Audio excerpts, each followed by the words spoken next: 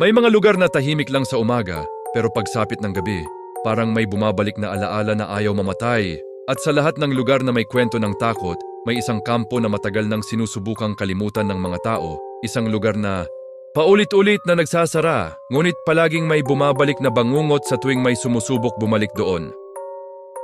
Sa tabi ng madilim na lawa ng Camp Crystal Lake, may isang pangalan na matagal nang ibinubulong ng mga nakaligtas. Hindi dahil sigurado silang totoo siya, kundi dahil may mga bagay na mas nakakatakot kapag hindi mo alam kung tao pa ba ang hinahanap mo. Sinasabi nilang may isang batang nalunod doon noon, isang batang hindi natulungan, hindi nailigtas, at tuluyang nawala sa ilalim ng tubig habang ang mundo sa paligid niya ay walang napansin. Ngunit ang pinakanakakatakot sa lahat, hindi ang mismong pagkamatay niya, kundi ang posibilidad na may bahagi sa kanya na hindi kailanman nakaalis sa lawa. Dahil may mga gabi sa Crystal Lake na may naririnig na mabibigat na yabag sa kagubatan, mga tunog ng basang paa sa lupa at isang presensya na hindi nagsasalita, hindi nagmamadali, ngunit patuloy na lumalapit. At kapag nakita mo na siya, matangkad, tahimik, at nakatayo lamang sa dilim habang nakasuot ng sirang hockey mask, may isang bagay kang agad maiintindihan. Hindi siya sumusunod dahil galit siya, at hindi rin dahil may gusto siyang sabihin. Hinahanap kanya dahil may isang bahagi ng lugar na yon na ayaw magpatawad. At may isang bangungot sa ilalim ng Crystal Lake na matagal nang naghihintay na may bumalik ulit sa kampo. Sa loob ng maraming taon, sinubukan ng mga tao na iwanan ang Camp Crystal Lake. Hindi lamang bilang isang lumang campsite, kundi bilang isang lugar na may napakabigat na alaala. Dahil sa bawat pagtatangka na buksan itong muli, laging may nangyayaring hindi maipaliwanag at laging may mga taong hindi na nakakauwi. Sa umpisa, inakala ng marami na simpleng aksidente lamang ang lahat, mga kwentong pinalaki ng takot o mga chismis na natural namang kumakalat kapag may lugar na matagal nang walang tao. Ngunit habang tumatagal, mas maraming detalye ang paulit-ulit na lumalabas at mas nagiging mahirap baliwalain ang pangalan na matagal nang ikinakabit sa lawa ng Crystal Lake. May mga kabataang nagtangkang mag-camping doon, iniisip na isa, lamang itong lumang horror story na ginagamit para takutin ang mga bagong dating. May ilan na nagdala pa ng alak, musika at lakas ng loob, kumbinsidong walang totoo sa mga kwentong umiikot tungkol sa lugar. Ngunit habang lumalalim ang gabi, unti-unting nagbabago ang pakiramdam ng paligid. Ang hangin ay nagiging mas mabigat, ang kagubatan ay nagiging mas tahimik, at ang lawa mismo ay tila may kakaibang presensya na hindi maipaliwanag, na parang may nakatingin mula sa kadiliman ng tubig. May mga pagkakataon na may nakakarinig ng mga yabag sa kagubatan, mabagal, mabigat, at tila hindi nagmamadali. Ngunit sa tuwing susubukan nilang silipin kung sino iyon, wala silang makikita kundi mga puno, hamog, at kadilimang tila mas makapal kaysa karaniwan. At ang mas nakakabahala, habang tumatagal ang gabi, may pakiramdam na parang may isang bagay na palapit ng palapit, hindi mabilis, hindi agresibo, kundi tahimik lamang, na para bang alam nitong wala ka namang mapupuntahan. May mga nagsasabing, nakita nila ang isang matangkad na figura sa pagitan ng mga puno. Nakatayo lamang, halos hindi gumagalaw, habang ang puting maskara nito ay bahagyang tinatamaan ng ilaw ng buwan. At sa bawat pagkakataong may makakakita, pareho ang kanilang nararamdaman, isang uri ng takot na hindi dahil sa mismong itsura niya, kundi dahil sa paraan ng kanyang pagtitig, na parang wala kang halaga bilang tao at parang matagal ka na. Das niyang pinipiling target, ang pinaka nakakatakot sa lahat, hindi ang posibilidad na may mamamatay, kundi ang katahimikan bago mangyari iyon. Dahil sa Crystal Lake, walang malalakas na sigaw na nagbibigay babala, walang malinaw na senyales na nagsasabing tumakbo ka na, at walang oras para maintindihan kung kailan nagsimulang mali ang lahat. At kapag dumating ang sandaling mapansin, mong parang may sumusunod sa iyo sa pagitan ng mga puno, may isang bagay kang agad marirealize. Isang katotohanan na huli mo nang maiintindihan. Na may mga lugar na hindi kailanman nakakalimot at may mga bangungot na hindi kailanman tunay na namamatay! Bago pa naging pangalan ng takot si Jason Voorhees, bago pa nagsimulang kumalat ang mga kwento tungkol sa isang tahimik na mamamatay tao sa paligid ng Crystal Lake, isa lamang siyang batang matagal nang tinitingnan bilang kakaiba ng karamihan. Isang batang hindi madaling tanggapin ng ibang tao, at isang batang mas madalas mapagmasdan kaysa kausapin. Ipinanganak siyang may deformidad sa mukha at habang lumalaki, mas lalo siyang naging sentro ng takot, pangungutya at paglayo ng ibang bata. Sa murang edad, natutunan niyang may distansya sa pagitan niya at ng mundo, hindi dahil gusto niya, kundi dahil iyon ang paulit-ulit na ipinaparamdam sa kanya ng mga tao sa paligid niya. Sa Camp Crystal Lake, habang ang ibang bata ay naglalaro, tumatawa at malayang tumatakbo sa ilalim ng araw, si Jason ay madalas nag-iisa. Nakatingin lamang mula sa malayo, tahimik at tila hindi kailanman naging tunay na bahagi ng lugar na iyon. Ngunit sa kabila ng lahat, may isang tao na patuloy na naniniwalang may halaga siya at iyon ay ang kanyang ina. Para kay Pamela Voorhees, si Jason ay hindi isang halimaw, hindi isang kakaibang bata, kundi ang tanging bagay sa mundo na tunay niyang minahal. At marahil iyon ang dahilan kung bakit ang nangyari sa Crystal Lake ay hindi kailanman naging simpleng aksidente lamang. Isang araw, habang abala ang mga camp counselor sa sarili nilang mundo, sa kanilang kasiyahan, relasyon, at mga bagay na mas mahalaga sa kanila noon, may isang batang naiwan mag-isa sa lawa. Isang batang hindi marunong lumangoy at isang batang walang nakapansin na unti-unti nang nawawala sa ilalim ng tubig. At habang lumalalim siya sa malamig na bahagi ng lawa, walang sumagip, walang nakarinig at walang dumating upang iligtas siya. Sa opisyal na kwento, nalunod si Jason. Voorhees at namatay bilang isang batang hindi sinuwerte. Ngunit habang lumipas ang panahon, may mga detalye na hindi kailanman naging malinaw at may mga tanong na walang nakasagot ng maayos. Dahil matapos ang gabing iyon, may mga taong nagsimulang makakita ng kakaibang bagay sa paligid ng Crystal Lake. May mga batang nagsasabing may nakatingin sa kanila mula sa tubig, may mga nakakarinig ng mabibigat na yabag sa gabi, at may mga pagkakataong parang may isang figurang tahimik na nakatayo sa malayo habang pinagmamasdan ang kampo. Sa una, inakala ng lahat na bunga lamang ito ng trauma, guilt at takot na bumabalot sa lugar pagkatapos ng nangyari. Ngunit habang mas maraming taon ang lumilipas, mas maraming tao ang nagsimulang maniwala na may isang bagay sa Crystal Lake na hindi kailanman tuluyang lumubog kasama ni Jason. At habang mas lumalalim ang katahimikan ng lugar, mas nagiging malinaw ang pakiramdam na may isang galit na naiwan sa ilalim ng lawa. Isang galit na hindi kayang mawala ng panahon at isang presensya na tila unti-unting lumalakas habang mas maraming taong bumabalik sa kampo. Dahil minsan, ang pinakamapanganib na bagay ay hindi ang isang halimaw na ipinanganak na masama, kundi ang isang bagay na unti-unting nabuo mula sa sakit, pag-iisa at pakiramdam na iniwan ka ng buong mundo para mamatay ng walang nakapansin. Pagkatapos ng pagkamatay ni Jason, nagsimulang magbago ang Camp Crystal Lake sa paraang hindi agad napansin ng mga tao. Hindi ito naging isang lugar na agad iniwasan, kundi isang lugar na pilit pa ring binubuhay ng mga may-ari na parang sapat ang bagong pintura, bagong counselors at bagong pangalan upang takpan ang nangyari noon. Ngunit sa bawat pagtatangka na muling buksan ang kampo, may mga kakaibang pangyayari na unti-unting sumisira sa katahimikan nito. May mga gamit na nawawala, mga ilaw na kusang namamatay, at mga pakiramdam na parang may nakamasid mula sa pagitan ng mga puno kahit walang nakikitang tao. At habang tumatagal, ang mga simpleng aksidente ay nagsimulang maging mas madugo, mas brutal at mas mahirap ipaliwanag.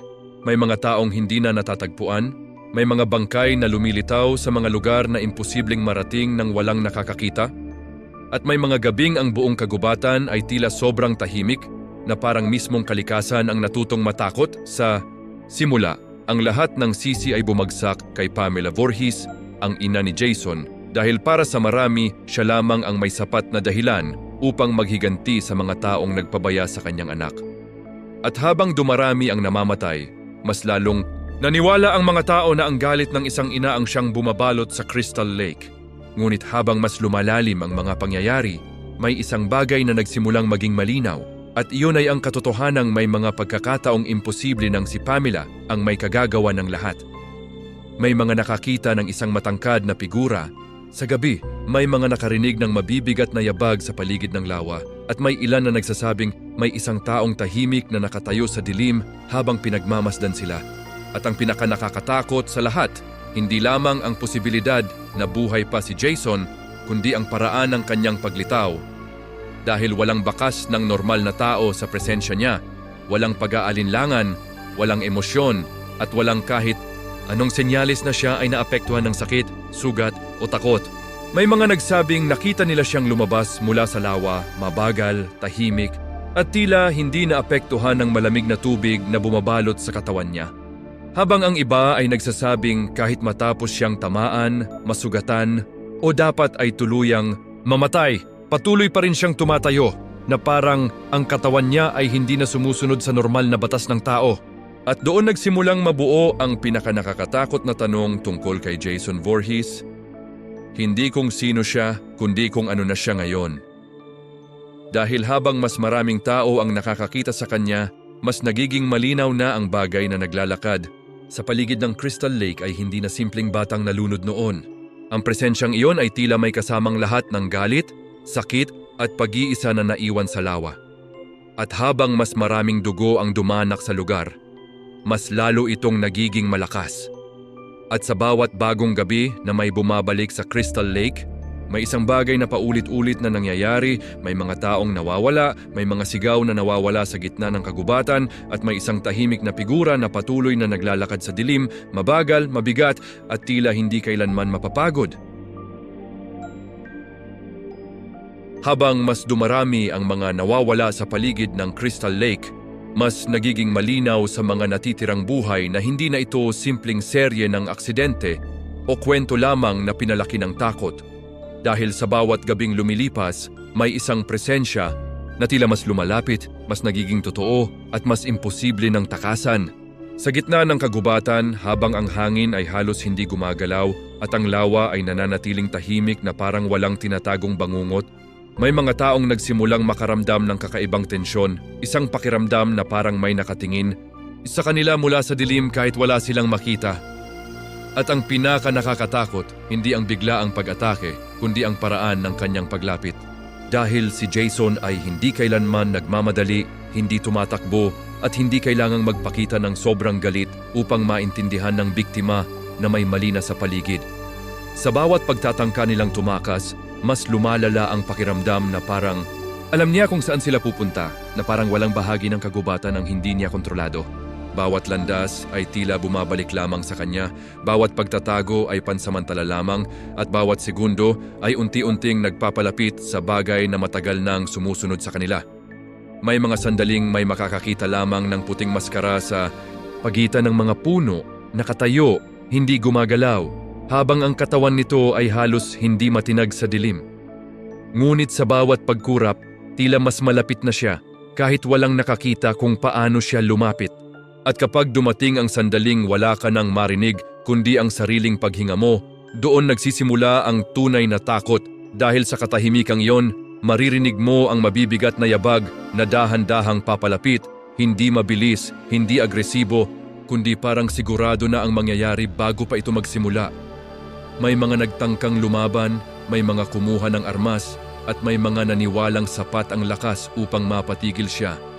Ngunit sa bawat pagtatangka, may isang bagay na paulit-ulit nilang naiintindihan na ang nasa harap nila ay hindi na simpleng tao na kayang matakot, masaktan o umatras. Dahil kahit gaano karaming beses siyang tamaan, kahit gaano kalalim ang sugat, at kahit gaano siya dapat katagal ng patay, patuloy pa rin siyang tumatayo, tahimik, mabagal, at tila hindi kailanman nawawala ng direksyon. At sa huling sandali ng bawat biktima, may isang katotohanan na unti-unting pumapasok sa isip nila, isang bagay na mas nakakatakot kaysa sa mismong kamatayan, na si Jason Voorhees ay hindi basta pumapatay dahil gusto niya, kundi dahil may bahagi ng Crystal Lake na tila hindi na kayang tumigil, isang galit na matagal nang nabubuhay sa ilalim ng tubig, at ngayon ay may katawan na muling naglalakad sa lupa. Pagkatapos ng lahat ng nangyari sa Crystal Lake, may mga pagkakataong naniwala ang mga tao na tuluyan nang natapos ang bangungot, na sa wakas ay wala nang babalik, at na ang mga natitirang kwento tungkol kay Jason Voorhees ay magiging alaala na lamang ng isang madilim na nakaraan. Ngunit sa bawat pagtatangkang kalimutan ng lugar, may mga bagong kwento na muling lumilitaw, mga bagong pagkawala, mga bagong bangkay, at mga bagong gabing puno ng katahimikan na tila may tinatagong presensya. At habang mas maraming taon ang lumilipas, mas nagiging malinaw na ang Crystal Lake ay hindi kailanman tunay na natahimik. May mga grupo ng kabataang bumabalik sa kampo. Iniisip na isa lamang itong lumang alamat na pinalaki ng panahon. May ilan na ginagawa pa itong biro. Nagpapanggap na natatakot habang naglalakad sa kagubatan. Kumbinsidong walang totoo sa mga kwentong paulit-ulit na ikinukwento tungkol sa lawa. Ngunit habang lumalalim ang gabi, unti-unting nagbabago ang paligid. Ang tunog ng mga insekto ay nawawala, ang hangin ay nagiging mas malamig, at ang buong kagubatan ay tila humihinto na parang may hinihintay. At pagkatapos, may maririnig na mabibigat na yabag sa malayo, mabagal, tuloy-tuloy at tila hindi nagmamadali. Ngunit sa bawat segundo na lumilipas, mas lumalapit ito. Kahit walang malinaw na direksyon kung saan ito nanggagaling, may mga nagsasabing nakita nila siyang nakatayo sa gilid ng lawa, tahimik lamang habang ang puting maskara niya ay halos hindi gumagalaw sa dilim. At sa bawat pagkakataong may makakakita, may isang pakiramdam na agad pumapasok sa isip nila na parang hindi sila ang unang nakita siya, kundi matagal na niya silang pinagmamasdan bago pa man nila siya mapansin. Ang pinaka nakakatakot sa lahat, hindi lamang ang katotohanang patuloy siyang bumabalik, kundi ang paraan ng kanyang pagbabalik. Dahil walang malinaw na paliwanag, walang lohika, at walang normal na dahilan kung bakit may isang bagay na dapat matagal nang wala ay patuloy pa ring naglalakad sa paligid ng Crystal Lake. May mga nagtangkang sunugin ang lugar, sirain ang kampo, at tuluyang iwan ang lawa upang wala nang bumalik doon. Ngunit sa bawat pagtatangka, may isang bagay na nananatili. At iyon ay ang pakiramdam na may presensya pa ring naghihintay sa ilalim ng katahimikan ng lugar. At habang mas maraming tao ang nagsasabing tapos na ang lahat, mas maraming kwento ang bumabalik tungkol sa isang matangkad na figura na tahimik na naglalakad sa gabi. Isang presensya na hindi tumatakbo, hindi nagsasalita, at tila hindi kailanman napapagod. Dahil sa Crystal Lake, ang tunay na bangungot ay hindi nagsisimula kapag nakita mo si Jason Voorhees. Nagsisimula ito sa sandaling maintindihan mo na kahit gaano katagal ang lumipas, may isang bagay sa lawa na hindi kailanman tumigil sa paghihintay. Hanggang ngayon, may mga taong naniniwala na ang lahat ng kwento tungkol kay Jason Voorhees ay bunga lamang ng takot, trauma at mga alamat na paulit-ulit na pinalaki ng panahon. Dahil para sa marami, mas madaling paniwalaan na gawa-gawa lamang ang lahat kaysa tanggapin na may isang bagay sa Crystal Lake na hindi kailanman tunay na namatay.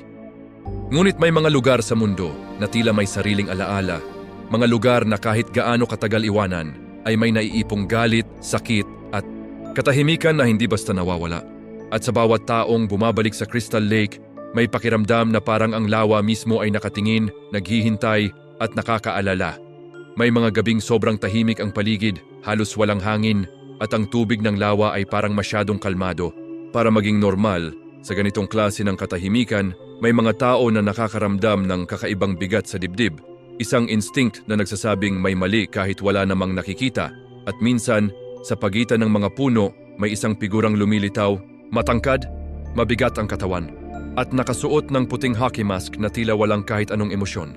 Hindi siya nagsasalita, hindi siya kumikilos agad, at hindi siya kailanman nagmamadali. Sa halip, nakatayo lamang siya, tahimik, habang nakatingin sa malayo na parang alam niyang darating din ang sandali na may makakapansin sa kanya. At kapag nangyari iyon, kapag nagtagpo ang tingin mo at ang malamig na maskarang iyon, may isang bagay kang agad mararamdaman, isang takot na hindi madaling ipaliwanag. Dahil sa unang pagkakataon, maiintindihan mong ang nasa harap mo ay hindi simpleng tao lamang. Dahil walang normal na tao ang kayang manatiling ganoon katahimik, ganoon kabagal, at ganoon kasigurado sa bawat hakbang. At walang normal na tao ang patuloy na bumabalik kahit ilang beses na siyang dapat nawala. At habang mas matagal mo siyang tinitingnan, mas may isang katotohanang unti-unting pumapasok sa isip mo, isang bagay na mas nakakatakot kaysa sa mismong kamatayan. Na si Jason Voorhees ay hindi lamang bahagi ng Crystal Lake, kundi isa na siyang bagay na konektado mismo sa lugar, parang ang lawa, ang kagubatan, at ang katahimikan ng gabi ay may sariling buhay na gumagalaw sa pamamagitan niya. Kaya hanggang ngayon, may mga taong umiiwas sa Camp Crystal Lake. Hindi dahil sigurado silang totoo ang mga kwento, kundi dahil may bahagi sa kanila na ayaw malaman kung ano ang mangyayari kapag napatunayang totoo ito. At kung sakaling mapunta ka roon, sa isang gabing sobrang tahimik habang ang hamog ay unti-unting bumabalot sa lawa at ang paligid ay tila walang kahit anong tunog, may isang bagay kang dapat tandaan kapag may narinig kang mabibigat na yabag mula sa kagubatan. Huwag mong isipin na hayop lamang iyon at huwag mong asahan na makakatakbo ka pa kapag nakita mo na ang puting maskara sa dilim. Dahil sa Crystal Lake, may isang bangungot na hindi kailanman napagod maghintay at sa bawat taong bumabalik sa lugar na iyon, may posibilidad na muling may mawala sa katahimikan ng gabi, habang ang isang tahimik na figura ay patuloy lamang na naglalakad sa pagitan ng mga puno, mabagal, walang emosyon at siguradong hindi titigil.